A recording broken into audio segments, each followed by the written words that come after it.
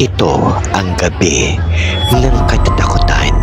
Saya at kakaibang himig. Ang sementeryong ito ay nasa tapat mismo ng Erosin Public Auditorium.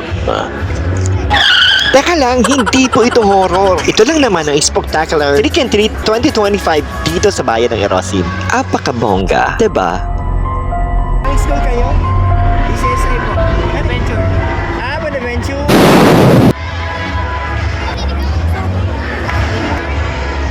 Ang daming tumalo, ang daming excited sa event. Iba't ibang nilalang ang naglabasan mula sa mga multo, vampira, hanggang sa mga reyna ng dilim.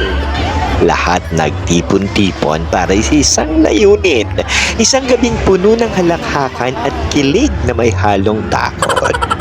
Sa huli, ang tunay na diwa ng Spooky Night ay hindi lang sa takutan, kundi sa samahan, saya, at pagkakaibigan. Hanggang sa susunod mga kagala. Uy, huwag kalimutang mag-follow at mag-share.